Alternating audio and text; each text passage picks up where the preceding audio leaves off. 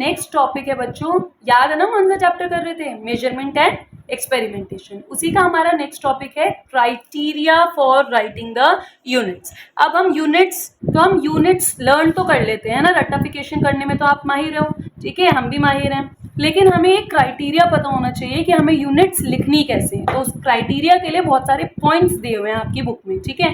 तो one by one हम उन पॉइंट्स को लेते हैं। जब आप सिंबल लिखते हो यूनिट का, बस इतनी बात ध्यान रखनी है, अगर वो साइंटिस्ट के नाम पे नहीं रखा हुआ है, ठीक है, तो आप उसे कैसे लिखोगे, स्मॉल लेटर से लिखोगे, ठीक है। लाइक मीटर किसी साइंटिस्ट का नाम थोड़ी ना है, तो आप इसे स्मॉल एम से रिप्रेजेंट करते हो। किलोग्राम हो गया, वो किसी साइंटिस्ट का नाम थोड़ी ना है, तो आप उसे स्मॉल के और जी से रिप्रेजेंट करते हो, ठीक है।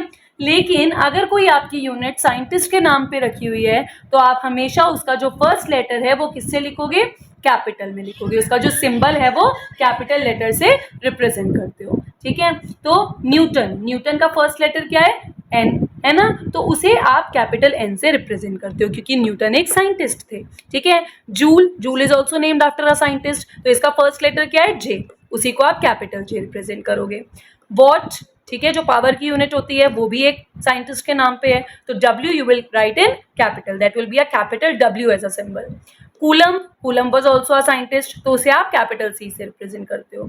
और हर्ट्ज को आप रिप्रेजेंट करते हो HZ से, मतलब उसका फर्स्ट लेटर जो H है वो कैपिटल होता है। क्लियर। अब जब भी आप, थर्ड पॉइंट आपका क्या है, जब भी आप फुल नेम लिख रहे हो किसी यूनिट का, उसे सिंबल से रिप्रेजेंट नहीं कर रहे हो, तो आप उसके लोअर इनिशियल लेटर से रिप्रेजेंट करते हो, ठीक है, पूरे नाम को। लाइक मीटर है तो आपके सारे लेटर्स आपके स्मॉल होंगे, न्यूटन है तो सारे लेटर्स स्मॉल होंगे, ठीक है। तो ये क्या हो गया, METER, सारे लेटर्स स्मॉल है, NEWTON, सारे लेटर्स आपके स्मॉल होंगे। जब भी आप किसी यूनिट का पूरा नाम लिखते हो तो आप हमेशा उसके स्मॉल लेटर्स में लिखते हो, चाहे वो साइंटिस्ट के बाद रखा हुआ है नाम, चाहे वो साइंटिस्ट के बाद नहीं रखा हुआ है नाम, ठीक है। फोर्थ पॉइंट आपका क्या है कि जब भी आप एक कंपाउंड यूनिट लिखते हो, कंपाउंड यूनिट मतलब जो दो यूनिट से डिराइव की हुई है, ठीक है। तो जब भी आप एक कंपाउंड यूनिट लिखते हो तो आप उसे कैसे लिखते हो, आप उन दो सिंबल्स के बीच में या तो एक डॉट लगा दोगे या क्रॉस लगा दोगे, या उसके दो सिंबल्स के बीच में थोड़ी सी स्पेस लेफ्ट कर देते हो। जैसे मैंने यहाँ पे एग्जांपल्स दे रखे हैं, न्यूटन मीटर लिखना है हमें, तो हम NM बिल्कुल अगर हम चिपका के लिख देंगे, हम कोई स्पेस नहीं छोड़ेंगे, तो इट विल बी रॉन्ग। या तो आपको उन दोनों के बीच में डॉट लगाना है, या क्रॉस लगाना है, या थोड़ी सी स्पेस छोड़नी है, ठीक है। Fourth point clear. और आपका इसका फिफ्थ पॉइंट होता है कि जब भी आप किसी यूनिट को किसी शॉर्ट फॉर्म में लिखते हो, ठीक है, जब भी आप किसी यूनिट को शॉर्ट फॉर्म में लिख रहे हो तो कभी भी उसे प्लूरल में नहीं लिखते हैं। लाइक 100 मीटर्स है ना, तो जब हमने उसे पूरा नाम लिखा मीटर्स, तब तो हमने उसे प्लूरल में लिखा, ठीक है। लेकिन जब हमने उसका सिंबल लिखा तो हम अगर उसे MS लिखते हैं तो बिल्कुल गलत हो जाएगा, ठीक है। उसे हम फिजिक्स में क्या पढ़ेंगे, मीटर सेकेंड, ठीक है। तो यूनिट को अगर आप शॉर्ट फॉर्म में लिख रहे हो तो कभी भी उसे प्लूरल्स में मत लिख देना गलती से, ठीक है। जैसे अगर आप 100 मीटर्स हैं, आप सोचो मीटर्स तो हमने प्लूरल में लिखा हुआ है, और हम इसे अगर सिंबल में लिखें तो आप इसे 100 MS लिख दो।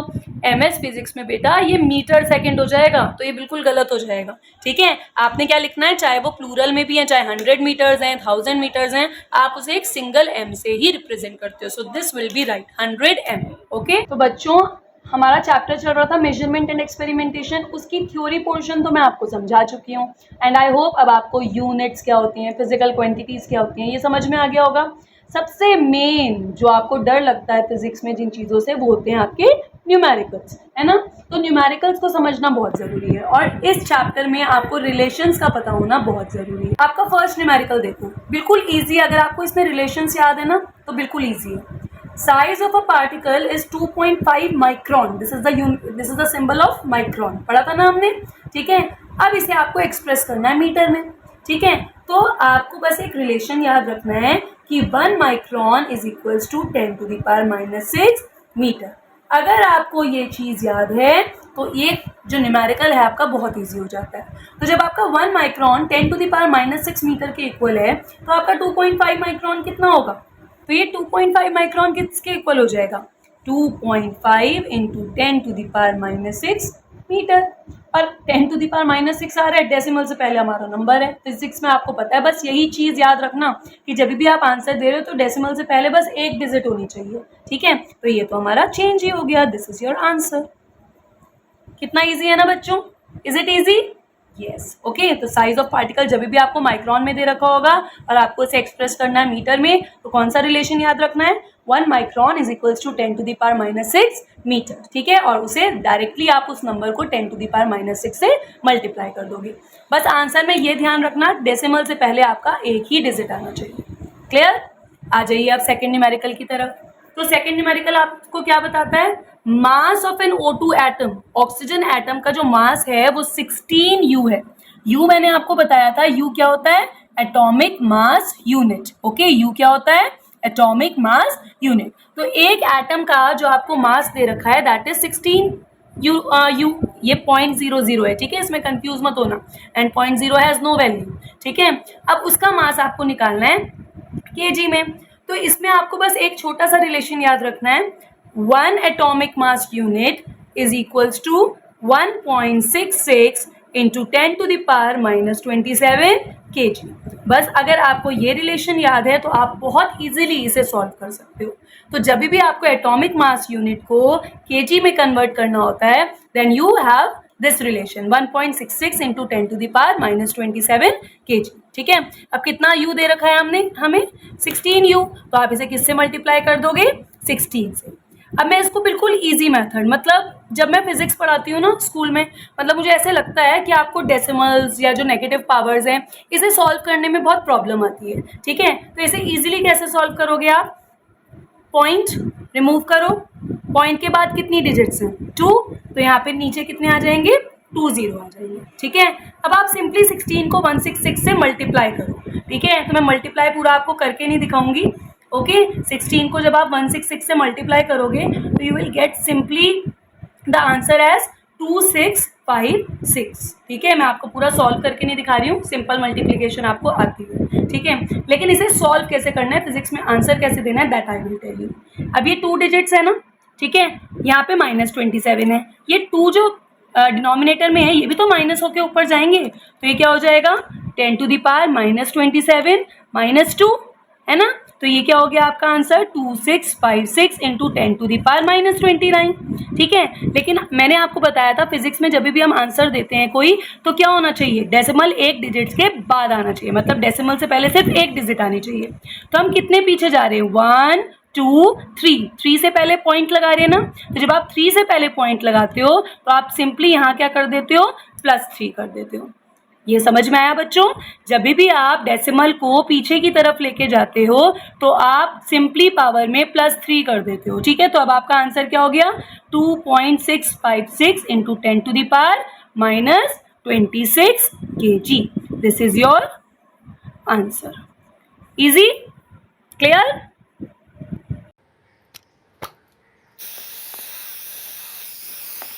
और आज अमेज़न से क्या खरीदा? तेरे लिए।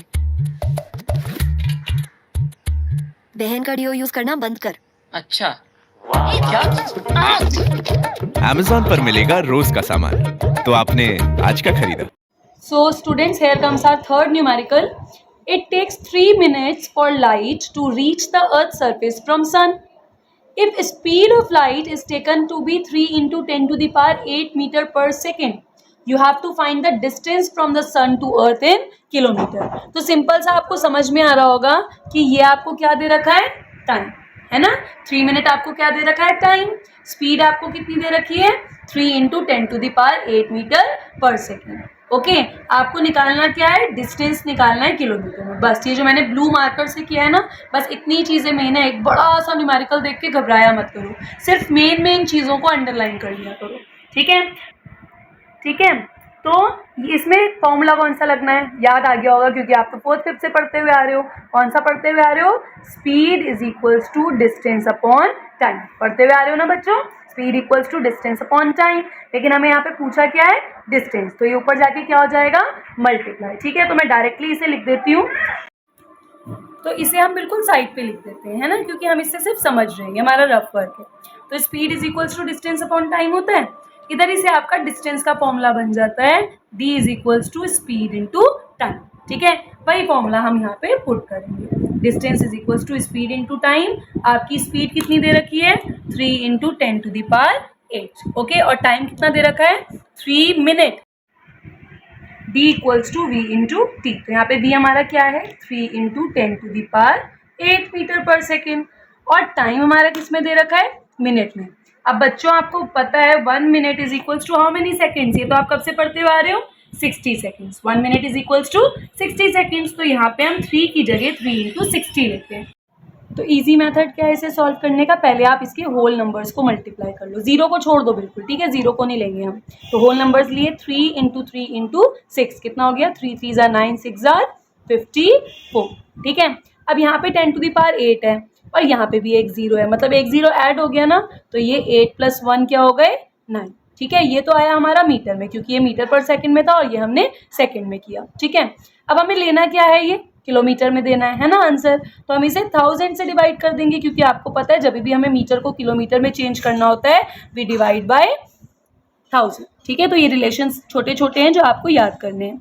नाउ यहाँ पे आपका आंसर क्या हो गया, ये जो 3 जीरो हैं वो ऊपर जो जाके क्या हो जाते हैं -9 माइनस 3 दैट इज 6। ठीक है, फिजिक्स में हमें कोई भी आंसर देना होता है तो सिर्फ डेसिमल से पहले एक डिजिट होनी चाहिए। तो आप कितनी बार पीछे लेके गए डेसिमल को, सिर्फ एक बार। और मैंने आपको बोला था जब भी आप एक बार डेसिमल को पीछे लेके जाते हो तो आप पावर में प्लस उतना डिजिट कर देते हो। ठीक है, तो सिर्फ एक बार लेके गए हो तो सिर्फ हम 1 प्लस करेंगे। तो आपका फाइनल आंसर क्या हो गया 5.4 into 10 to the power 7। This is your answer. अब आपका ये नेक्स्ट न्यूमेरिकल, इसे बहुत ज़्यादा इंपॉर्टेंट समझ लो। जब मैंने आपको यूनिट्स भी बताई थी तो मैंने आपको बताया था कि 1 एंगस्ट्रॉम इज इक्वल्स टू, तो जब मैं आपको यूनिट्स पढ़ा रही थी, रिलेशंस पढ़ा रही थी, मैंने आपको बताया था कि 10 एंगस्ट्रॉम किसके इक्वल होता है 1 nm के इक्वल होता है। ठीक है, तो मैंने बोला था ना कि उस टाइम पे किसे इंपॉर्टेंट मार्क कर लो, बस उसी पे ये न्यूमेरिकल भी बहुत ज़्यादा आपका इंपॉर्टेंट है। ठीक है, तो वेवलेंथ कितनी दे रखी है आपको 5800 एंगस्ट्रॉम। इसको हमें पहले नैनोमीटर में चेंज करना है और फिर हमें मीटर में चेंज करना है।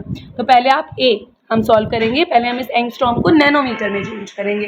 तो मैंने आपको रिलेशन क्या बताया था कि 10 एंगस्ट्रॉम 1 nm के इक्वल होता है, लेकिन हमें तो nm से चेंज करना है ना। तो आपका 1 एंगस्ट्रॉम किसके इक्वल हो जाएगा 1/10 nm के इक्वल हो जाएगा। ठीक है, तो आपका क्वेश्चन क्या है 5800 एंगस्ट्रॉम।